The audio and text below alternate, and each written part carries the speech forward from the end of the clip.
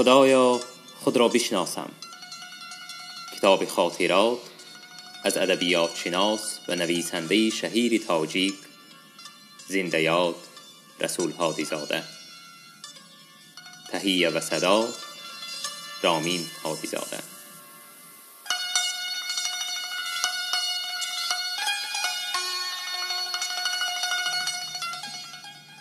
برنامه‌های ادبی تاجیکی. برنامه‌های ادبی در حدود 20 دقیقه روزهای دوشنبه مقرر شده بود. در این برنامه اثرهای نوی ادیبان تاجیک را از روی مطبوعات تاجیکستان به شنوندگان تقدیم می کردیم. درباره احوال و آثار کلاسیکان فارس و تاجیک صحبت‌ها پخش می نمودیم.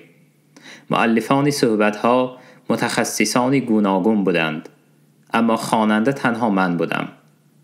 بجز این کوشش می کردیم تاجیکانی مقیم تاشکند نیز در برنامه ها اشتراک داشته باشند.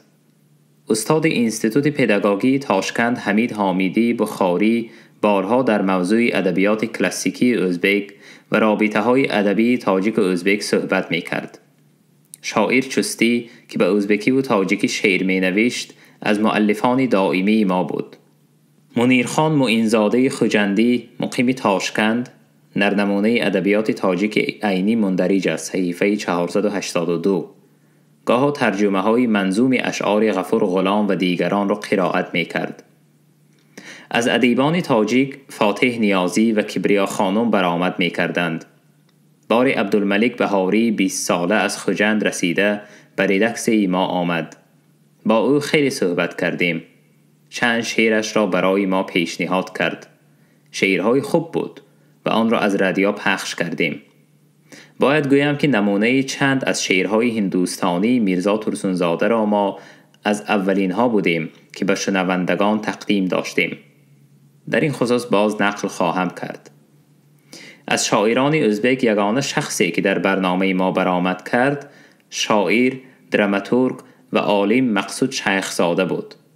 شیخزاده اصلا مردی آذربایجانی بود و در سالهای جوانی به ازبکستان آمده همینجا اقامت اختیار کرده است.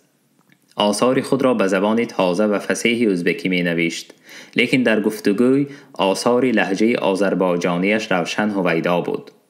مقصود شیخزاده از ادیبان برجسته و نامدار ازبک بود. چندین داستان او، درام و فاجعه های منظوم و غیر منظومش در صحنه های تئاترهای بهترین ازبک به نمایش گذاشته می شد. در جریان تعقیبات سیاسی نوی سالهای 50 شیخزاده گرفتار حمله و هجوم‌های سختی آشکارا در مطبوعات و مجلس‌ها گردید، ولی او با ایستادگری و استواری همه عیبنامه‌ها را رد می‌کرد. آخران او را از معرکه و اتفاقها خارج کردند.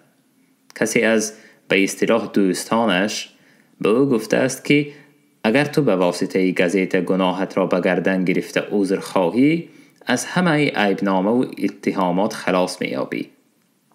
شیخزاده همین طور هم کرد.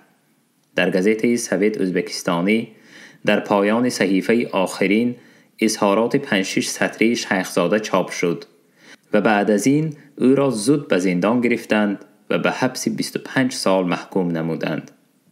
بعد از وفات استالین شیخزاده آزاد شد، اما الهام سرشار و جوش و خروش ایجادی قبلی دیگر به او برنگشت. در شبی که ما با شیخزاده در فکلته ملاقات تشکیل نمودیم با او نزدیکتر آشنا شدم و زود به رادیو می آمد و برآمد می کرد. هر بار با من گرم پرسپاس می نمود و به لهجه فارسی صحبت می کرد. به نظرم سال 1947 بود که ازبکستان حاصل پخته را بار اول به حد 1,000,000 تن رسانید و این واقعه را چون توی و سوری خلقی جشن گرفتند. شیخزاده به این مناسبت 1,000,000 نام شعری نوشت به شکل آزاد. شعر نهایت خوشاهنگ، متنتن و مؤثر بود. من این شعر را به تاجیکی گرداندم و از شیخزاده خواهش نمودم که تاجیکی شعرش را خودش خواند. راضی شد. با آواز پرجاذبه و تلفظ فارسی و آذری شعر را خیلی خوب خواند. به نظرم خودش هم از خواندنش لذت می برد. روزی در ردکسی نشسته بودم که شاعر غفور غلام آمد. مثل همیشه خماری می در سر داشت. به هیچ تکلف از رو به روی من نشست. من تو را از همان شب ملاقات دانشجویان می شناسم و دوست هم می دارم، گفت او بی مقدمه. رادیوی تاجیکی را گوش می کنم و نغز می فهمم. خصوصا شعرهای تاجیکی را که تو می خوانی. چون که من اولاد بیدل هستم و بیدل پیری من است.